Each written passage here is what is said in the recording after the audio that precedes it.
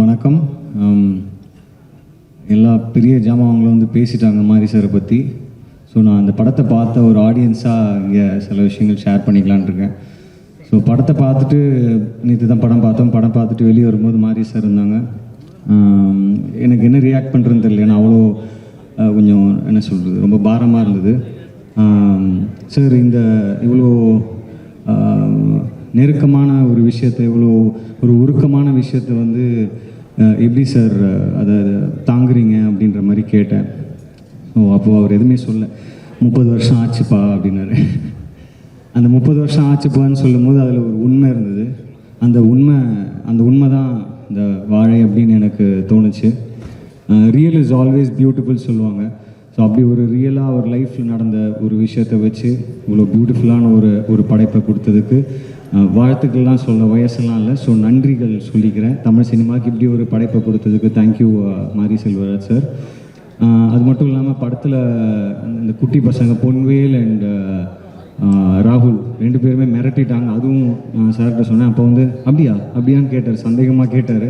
இன்னும் சந்தேகமாக கேட்குறாரு அப்படின்னு யோசித்தேன். என்னை பொறுத்த வரைக்கும் அவர் கண்களுக்கு அவங்க வந்து நடிக்கலை, எல்லாருமே வாழ்ந்திருக்காங்க அப்படின்னு தான் நினைக்கிறேன். அதே மாதிரி கலையரசன் பிரதர், அப்புறம் அந்த அம்மா கேரக்டர் பண்ணவங்க, அதுக்கப்புறம் அழகிய லைலா, அவங்கள எங்கே இருக்காங்கன்னு தெரில, அவங்க நிக்கிலா, எல்லாருமே ரொம்ப எக்ஸ்ட்ராடினரியாக இருந்தது. அப்புறம் நான் சந்தோஷ் நாராயணன் பிரதருடைய big fan of his work.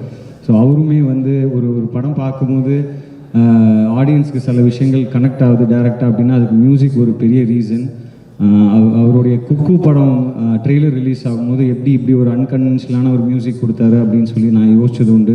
So இந்த படம் பார்க்கும்போதும் ஒரு பக்கத்தில் எக்ஸ்ட்ரீமாக ஒரு ஃபோக் சவுண்டிங் கொடுத்துருக்காரு, இன்னொரு பக்கத்தில் எக்ஸ்ட்ரீமாக இந்த பக்கம் ஒரு டெக்னோ அந்த மாதிரி ஒரு சவுண்ட்ஸ் ப்ரொடியூஸ் பண்ணியிருக்காரு.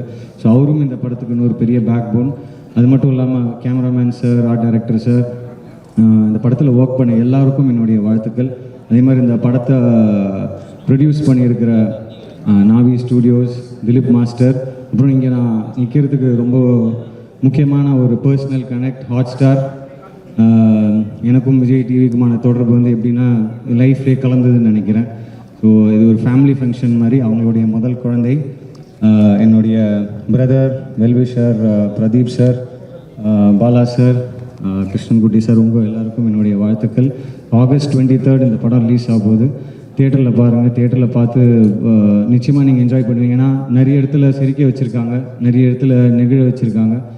கடைசியில் வெளில போகும்போது ஒரு பாரமான ஒரு விஷயம். பட் ஓவராலாக படம் பார்க்கும்போது ஃபர்ஸ்ட் ஆஃப் ஃபுல்லாக ரொம்ப ஜாலியாக இருந்தது. கமல் சார், ரஜினி சார் வச்சு சில விஷயங்கள் பண்ணியிருக்காங்க. அது இன்னும் நிறைய சொல்லிகிட்டே இருந்தால் கதை வெளியே வந்துடும் நினைக்கிறேன். So I stop it here. ரொம்ப ஒரு அருமையான படைப்பு. நன்றி மாரி Selvaraj sir and team. Thank you for giving us such a wonderful movie. எல்லாருக்கும் என்னுடைய வாழ்த்துக்கள், நன்றிகள், என் அன்பு மட்டுமே. தேங்க்யூ. தேங்க்யூ ஹர்ஷ் கல்யாண்.